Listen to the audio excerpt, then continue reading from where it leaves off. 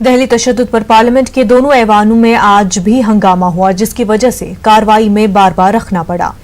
कार्रवाई का जैसे ही आगाज हुआ, अपोजिशन ने हंगामा आराई की। इस दौरान हुक्मरान इत्तेहाद और अपोजिशन के बीच नोकझोंक भी हुई। लोकसभा में कांग्रेस लीडर अधीर रंजन चौधरी ने कहा कि दिल्ली में हलाकतों की तादाद बढ़ रही है और इस मामले को उठाने का हक उन्हें है। अधीर रंजन ने दिल्ली तशद्दुद पर बहस कराने का मुतालबा भी किया। हंगामा आराई के दौरान स्पीकर ओम बिरला ने अरकान पार्लियामान को नसीहत की कि ऐवान की कार्रवाई बेरोक टोक चलाने में वो ताउन करे। अधीर रंजन सर, हम लोग आम लोगों की नुमाइंदे बन के यहाँ आते हैं देश की विषय को उठाने के लिए।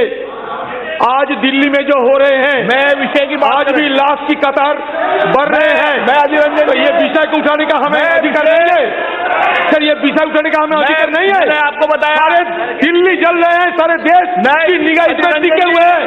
ये विषय को रखने का हमें मौका देने के लिए हम आपसे गुजारिश किए हैं, सरकार से दरखास्त कर रहे हैं और सरकार की पक्ष से ये विषय को चर्चा में लाने के लिए बार